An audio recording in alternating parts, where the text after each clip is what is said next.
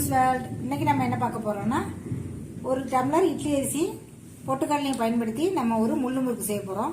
அதுக்கு தேவையான பொருள் வந்து நம்ம இப்போ ஒரு டம்ளர் இட்லி அரிசி தண்ணியில் போட்டு ஒரு 2 மணி நேரம். அதுக்கு தேவையான பொருள் வந்து ஒரு டம்ளர் இட்லி அரிசி போட்டிருக்கோம்.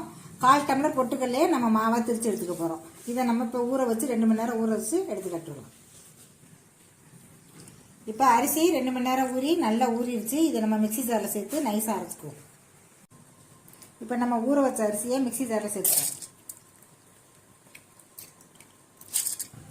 இப்போ நம்ம நைஸாக அரைச்சிட்டு வந்தாச்சு. இந்த மாவை பெரிய பாத்திரத்தில் சேர்த்துக்குவோம். இப்போ நம்ம முள்ளு முறுக்கு செய்கிறது ஒரு டம்ளர் நிறைய பெரிய டம்ளரில் இட்லி அரிசி எடுத்து 2 மணி நேரம் ஊற வச்சு நைஸாக அரைச்சி வச்சுருக்கோம். அதுலேயே 1/2 டம்ளர் பொட்டுக்கடலை எடுத்து அதை பவுடர் பண்ணி வச்சுருக்கோம். தேவையான பவுடர் மட்டும் சேர்த்துக்கலாம். ஒரு பிஞ்ச் பெருங்காயத்தூள் எடுத்து வச்சுருக்கோம். தேவையான உப்பு எடுத்து வச்சுருக்கோம். 1/4 டீஸ்பூன் வந்து ஓமம் எடுத்து வச்சுருக்கோம். 1/2 ஸ்பூன் வந்து மிளகாத்தூள் எடுத்து வச்சுருக்கோம். 1 ஸ்பூன் நெய். இது எல்லாத்தையும் போட்டு மிக்ஸ் பண்ணிக்குவோம். ஓமம் பிடிக்கலைன்னா நீங்கள் சீரா சேர்த்துக்கலாம், இல்லைன்னா சும்மா பிளெயினாக கூட செஞ்சுக்கலாம். ஓமத்தில் கல் இருக்கும், மண் இருக்கும், அதனால நீங்கள் தண்ணியில் ஊற வச்சு அப்புறம் எடுத்துக்கோங்க. இது நான் எல்லாம் க்ளீன் பண்ணி வச்சுருக்கனால நான் அப்படியே சேர்க்குறேன். இப்போ இதுக்கு தேவையான உப்பு பெருங்காயத்தூள் சேர்த்துக்குவோம். நம்ம வந்து பொட்டுக்கடலை மாவு சேர்க்கறதுனால பெருங்காயத்தூள் சேர்த்துருக்கோம். காரமாக இருக்கிறதுக்காக நான் 1/2 ஸ்பூன் வரமிளகாத்தூள் தனி மிளகாத்தூள் சேர்த்துருக்கேன். பட்டர் இருந்தால் பட்டர் போட்டுக்கலாம், இல்லைன்னா நீங்கள் நான் 1 ஸ்பூன் நெய் சேர்த்துருக்கேன். பட்டர் சேர்த்துக்கலாம், டால்டா கூட சேர்த்துக்கலாம் நெய் இல்லைன்னா. இதில் நான் ஒரு 4 ஸ்பூன் பொட்டுக்கடலை மாவு சேர்த்துக்கிறேன். இப்போ எல்லாத்தையும் நம்ம சேர்த்து மிக்ஸ் பண்ணிக்குவோம். பாத்திரத்தில் ஒட்டாத அளவுக்கு நல்லா மாவு பிசைஞ்சுக்குவோம். முறுக்கு அச்சில் போடுறது இந்த பதத்தில் இருந்தால் போதும். நீங்கள் பொட்டுக்கடலை மாவு அரைச்சி இதில் சேர்க்கும்போது சளிச்சிட்டு சேர்த்துக்கோங்க, இல்லைன்னா வந்து வெடிக்கும் எண்ணெயில் புளியும் போது. இப்போ நம்ம ஸ்டவ் ஆன் பண்ணிக்குவோம். பாத்திரத்தில் எண்ணெய் ஊற்றி வச்சுருக்கேன், அது நல்லா காயட்டும். இண்டாலியத்தில் இந்த அச்சில் நம்ம இப்போ புளிய போகிறோம்.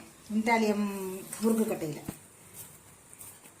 இப்போ நல்லா இதை உருட்டிட்டு அந்த கட்டைகளை சேர்த்துக்குவோம். இப்போ நம்ம புளிய ஆரம்பிச்சிடலாம். இது காரச்சேவு மாடலில் போடுறேன். இப்போ நம்ம புளிய ஆரம்பிச்சிடலாம்.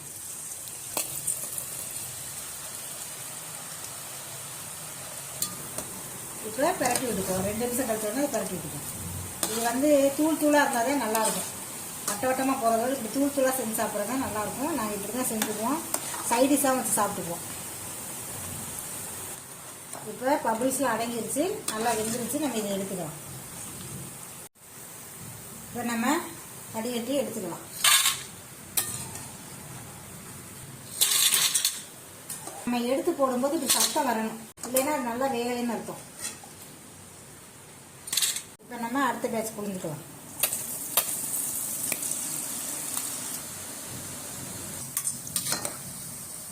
நான் உங்களுக்கு பொட்டுக்கடலை வந்து டம்ளர் கணக்கில் தான் சொல்லியிருக்கேன். 1 கிலோ அரிசிக்கு 200 கிராம் பொட்டுக்கடலைங்கிற கணக்கு வச்சுக்கோங்க.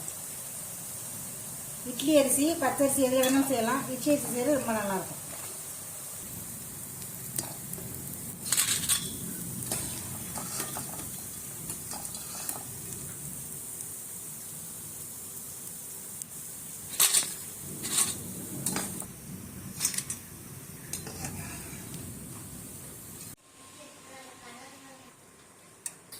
பாருங்க ஃப்ரெண்ட்ஸ், நம்ம இப்போ குயிக்காக நம்ம முள்ளு முறுக்கு செஞ்சாச்சு.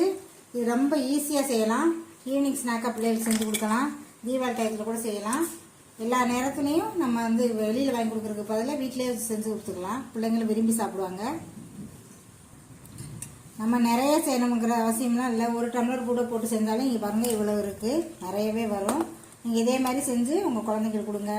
ஓகே ஃப்ரெண்ட்ஸ், எங்கள் சேனல் லைக் பண்ணுங்கள், ஷேர் பண்ணுங்கள், கமெண்ட் பண்ணுங்கள், சப்ஸ்கிரைப் பண்ணுங்கள். மறக்காமல் பெல் ஐக்கானை கிளிக் பண்ணிடுங்க. உங்களை நான் நெக்ஸ்ட் வீடியோவில் சந்திக்கிறேன். பாய்.